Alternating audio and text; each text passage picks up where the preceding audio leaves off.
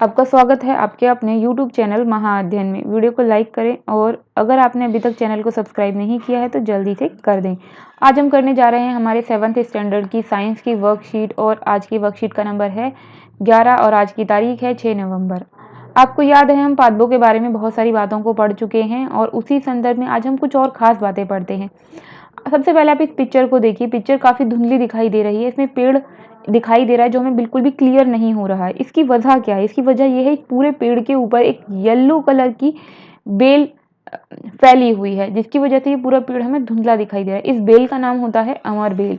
ये बेल, इसकी कोई जड़ नहीं होती। इसे जिस भी पेड़ के ऊपर डाल दिया जाता है उसी के ऊपर ये फैलती चली जाती है और जितना भी पेड़ अपने लिए भोजन बनाता है ये वो सारा भोजन उससे ले लेती है। यानी कि पेड़ धीरे धीरे सूखने लगता है लेकिन बेल धीरे धीरे बढ़ती ही चली जाती है। पूरा पेड़ कवर कर लेती है ये बेल।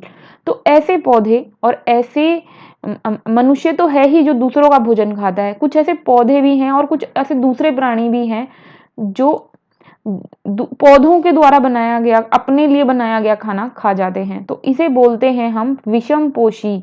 तो ये प्रणाली विषमपोषी प्रणाली कहलाती है। आप ध्यान रखिएगा इस बात को कि मनुष्य और अन्य प्राणियों की तरह कुछ पौधे भी यानी पादप भी अपने पोषण के लिए दूसरे पौधों पर निर्भर होते हैं, उनका बनाया हुआ खाना खा लेते हैं और ऐसे पौधों को कहते हैं विषमपोषी। और ये जो प्रणाली है ये है विषमपोषी प्रणाली। और अमरबेल इसका उदाहरण है क्योंकि उसके पास पत्ते नहीं होते। अमरबेल पर कोई पत्ता नहीं होता, सिर्फ एक तार जैसी होती है, पीली पीली तार जैसी दिखाई देगी पूरे पेड़ पर फैली हुई। कभी आपको दिखाई दे तो आप समझ जाना कि ये अमरबेल है।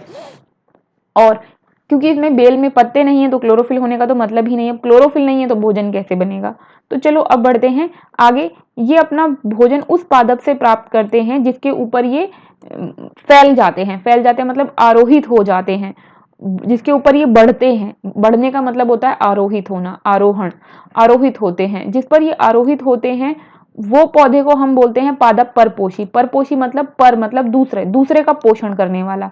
और अमरबेल जैसे पादप परपोषी को अमूल्य पोषकों से वंचित करते हैं, इसलिए इन्हें परजीवी कहते हैं। अमूल्य पोषकों से वंचित करते हैं मतलब पेड़ को उसके जो भी जरूरी चीजें, पोषक तत्व चाहिए तो उससे ये वंचित कर देते हैं। क्यों कर देते हैं? क्योंकि अमरबेल खुद ही वो सब यूज कर लेती, पेड़ के लिए कुछ बचता ही नहीं, इसलिए इन्हें परजीवी भी कहते हैं।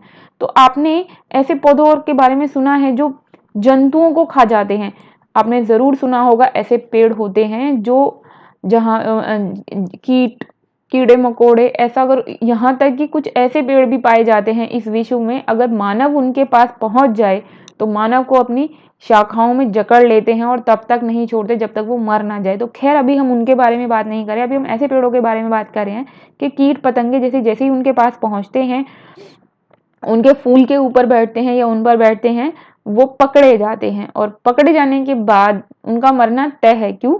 वो इसलिए क्योंकि ये पेड़ जो है उन्हें अपने भोजन की तरह इस्तेमाल करते हैं। तो चलो फटाफट से पढ़ लेते हैं इसके बारे में कुछ और बातें। कुछ ऐसे पादप हैं, पेड़ हैं जो कीटों को पकड़ते हैं और उन्हें पचा जाते हैं। पचा जाते हैं मतलब खा जाते हैं। पौधे हरे या अन्य किसी भी रंग के हो सकते हैं। ये जो पौधे हैं ये किसी भी रंग के हो सकते हैं।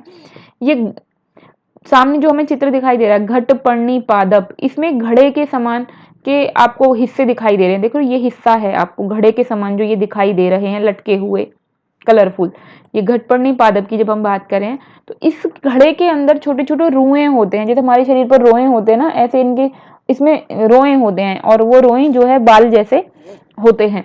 अगर इसके अंदर एक बार कोई कीट बैठ गया या इसके ऊपर चला गया तो वो अंदर की तरफ फिसलता ही चला जाता है। वो कितनी भी बाहर निकलने की कोशिश करे फिर वो निकल नहीं सकता। क्यों? क्योंकि ये रोए एक्टिव हो जाते हैं और उसको पकड़ लेते हैं। और इसके अंदर जो लिक्विड भरा होता है, जो शेप बनी हुई है ये घड़े जैसी, इसके अंदर जो लिक्विड भरा होता है यानी कि इसके अंदर एक रस होता है, वो रस जो है उन कीटों को फंसा लेता है और फिर उन्हें पचा भी लेता है। तो ये जो पेड़ होते हैं इन्हें हम कीटभक्षी पादप बोलते हैं। कीटों को खा रहे हैं तो इसलिए कीटभक्षी। और इसके दो उदाहरण है, घटपर्णी पादप और वीनस फ्लाईट्रेप पादप, जो यहाँ पर हमें दिए गए हैं दो उदाहरण। आप ये देखिए यहाँ पर भी देखिए गुलाबी गुलाबी रंग के पौधे बन रहे हैं, इसके चारों तरफ छोटे छोटे रोए रोए जैसे लग रहे हैं। कोई भी इसके ऊपर बैठ जाएगा कीट पतंग तो फिर वो इसमें से निकल नहीं पाएगा। तो ये पौधे कीटों को क्यों खाते हैं? ये पौधे कीटों को इसलिए खाते हैं क्योंकि इन्हें मिट्टी से पूरी पोषक तत्व नहीं मिलते और जिंदा रहने के लिए पोषक तत्वों की जरूरत है, तो ये उन पोषक तत्वों को इन कीट पतंगों से हासिल करते हैं। तो अब चलो देखते हैं आज हमने क्या सीखा। पीले रंग के दुर्बल तने वाले परजीवी पादप का नाम बताना है और वो नाम है अमरबेल, जो हमने अभी भी पढ़ा, मैंने आपको बताया ही। बहुत पतली सी बेल होती है, दुर्बल तना लिखा है ना, बहुत पतली बेल होती है तार जैसे। उसके बाद दूसरा हमसे कीटभक्षी पादप के 2 उदाहरण बता देते हैं हम फटाफट से, घटपर्णी पादप और वीनस फ्लाईट्रेप पादप। फिर हमसे पूछा है कि पादप कीटों का भक्षण क्यों करते हैं, तो भाई अभी अभी हमने पढ़ा क्योंकि उन्हें जमीन से सभी पोषक तत्व नहीं मिल पाते हैं। फिर चौथा प्रश्न पूछा गया है, उसका उत्तर बताने से पहले मैं आपसे करना चाहती हूँ छोटी सी रिक्वेस्ट। माय डियर स्टूडेंट्स, ये वीडियोस बनाने में बहुत मेहनत लगती है, तो प्लीज अगर आपने अभी तक चैनल को सब्सक्राइब नहीं किया है तो सब्सक्राइब कर दे, क्योंकि जब आप ऐसा करते हैं तो हमें एनर्जी मिलती है ताकि हम और मेहनत कर सकें और अच्छी अच्छी वीडियो आपके लिए बना सकें। और वीडियो को लाइक करना बिल्कुल भी मत भूलना और सब्सक्राइब करने के साथ साथ शेयर करना भी जरूर, क्योंकि ज्ञान बांटने से बढ़ता है। तो चौथे प्रश्न इन्होंने हमसे पूछा है, परजीवी और कीटभक्षी जो पादप हैं किस प्रकार के पोषण का उपयोग करते हैं। तो अभी अभी आपको पता है, हमने पढ़ा था परपोषी प्रणाली, तो यहाँ पे लिख लेना परपोषी प्रणाली। जब हमने शुरू में पहली दूसरी तीसरी लाइन पढ़ी थी, आपको याद होगा, ये देखिए यहाँ हमने पढ़ा था ना विषमपोषी प्रणाली, तो ये आपको यहीं पर से विषमपोषी प्रणाली लिखनी है। तो ये कौन सी प्रणाली का यूज करते हैं, ये यूज करते हैं विषमपोषी प्रणाली का।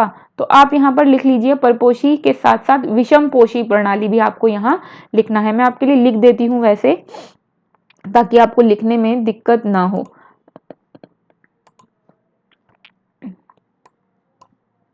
विषमपोषी प्रणाली एक ऐसी प्रणाली है जिसका ये प्रयोग कर रहे हैं, क्यों? क्योंकि ये अपना भोजन खुद नहीं बना रहे और दूसरों को भोजन के रूप में इस्तेमाल कर रहे हैं। तो आपको इस बात का खास ध्यान रखना होगा। तो विषम पोषी प्रणाली, देखिए ये थोड़ा सा पेन से लिखा जा रहा है इसलिए बहुत स्पष्ट नहीं है, लेकिन आप वहां से देखकर जरूर लिख लेना इसका उत्तर, और तभी आपकी मैम इसे ठीक बताएंगी। तो आज की थी ये छोटी सी प्यारी सी वर्कशीट, फिर मिलते हैं ऐसी ही ज्ञान की वर्कशीट्स के साथ। तब तक के लिए स्वस्थ रहें, खुश रहें, नमस्कार और थैंक यू।